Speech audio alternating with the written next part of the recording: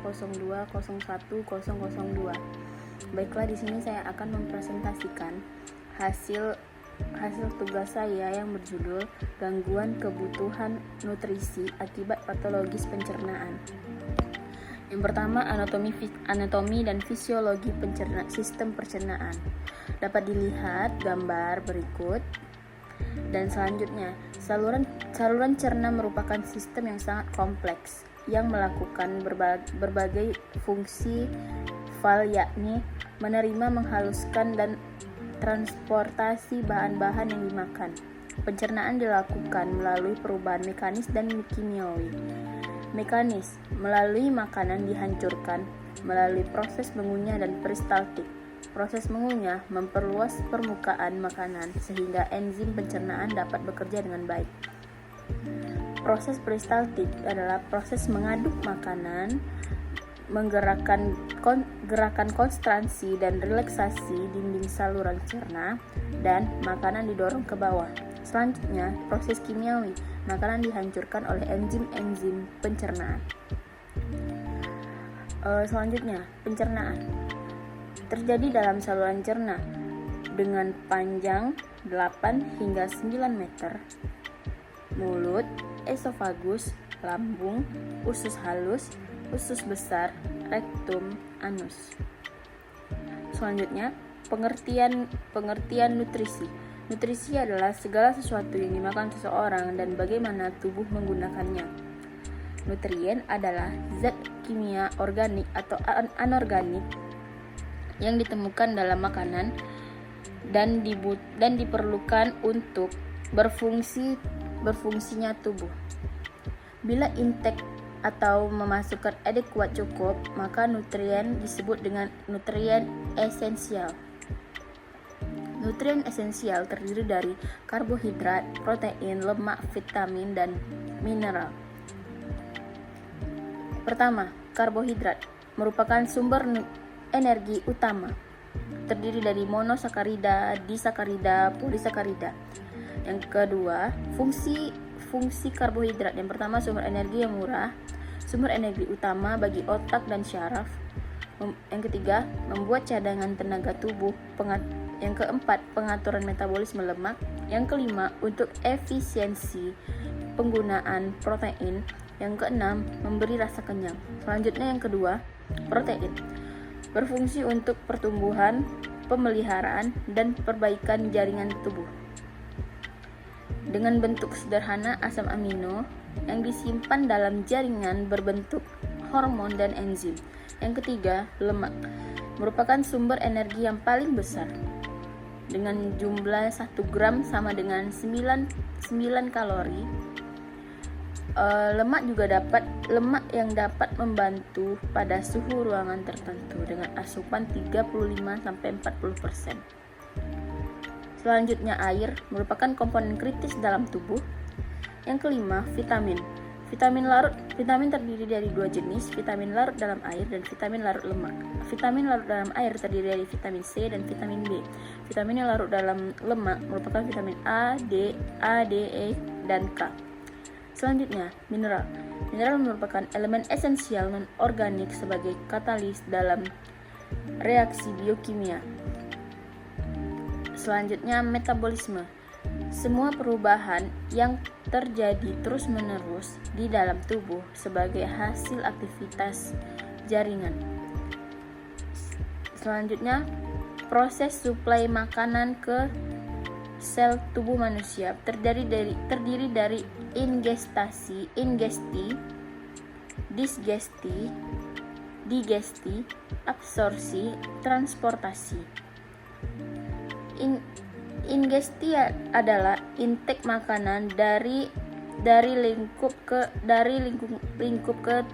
seluruh badan.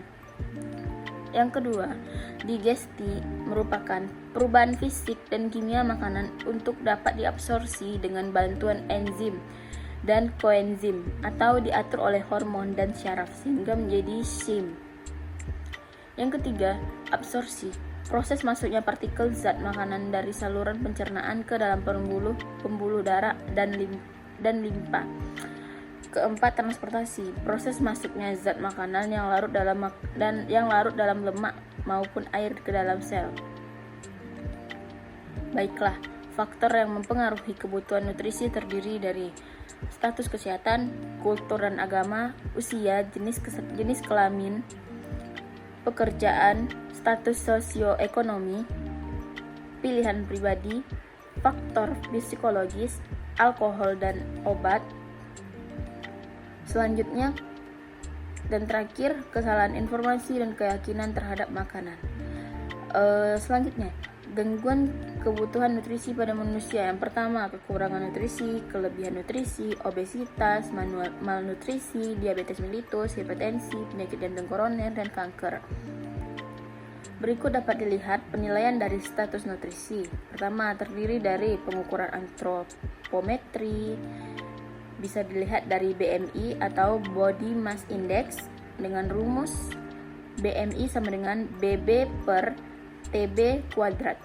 Yang kedua bisa diukur melalui BB relatif, di mana TB dalam bentuk cm dikurang 100 dikurang 10%. Yang ketiga, TFC atau tricep skin fold, merupakan tonjolan di supraliasa, bicep, tricep dan subcapicula. Baiklah, selanjutnya bisa diukur dengan lingkar lengan atas atau lila. Yang kedua, data biokimia terdiri dari hemoglobin dan hematokrit. Yang kedua, albumin. Yang ketiga, transferin. Yang keempat, jumlah limfosit. Yang kelima, balance nitrogen. Yang keenam, ekskresi kreatin. Asuhan keperawatan pada kebutuhan nutrisi. Yang pertama, terdiri dari pengkajian, di mana pengkajian tersebut terdiri dari penilaian status nutrisi, riwayat diet dan pengobatan, manifestasi klinis terdiri dari rambut, mata, lidah, membran mukosa, vitalis, kardiovaskular, otot, git, dan neurologis. Masalah keperawatan. Yang pertama, kekurangan nutrisi. Keadaan yang dialami seseorang dalam keadaan tidak berpuasa dapat dilihat dengan tanda klinis. Yang pertama, BB 10-20% di bawah normal, tinggi badan di bawah ideal, lingkar kulit tricep lengan tengah kurang dari 60% ukuran standar. Selanjutnya, adanya kelemahan dan nyeri tekanan pada otot.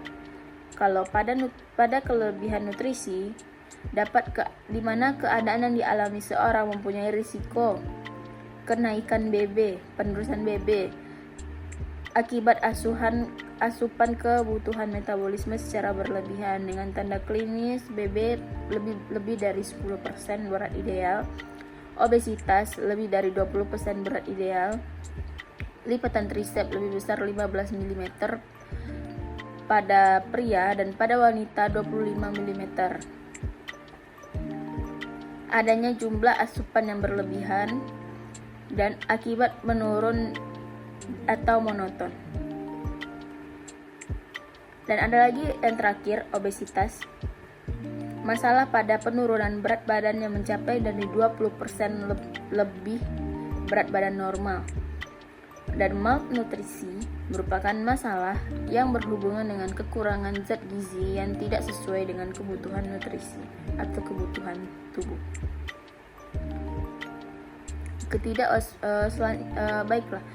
Perubahan nutrisi lebih dari kebutuhan berhubungan dengan intake makanan yang lebih dari kebutuhan. Baiklah, hanya itu yang dapat saya sampaikan. Apabila ada kesalahan kata-kata dari saya mohon maaf. Baiklah, saya undur diri. Saya akhiri dengan wabillahi taufiq wa hidayah. Wassalamualaikum warahmatullahi wabarakatuh.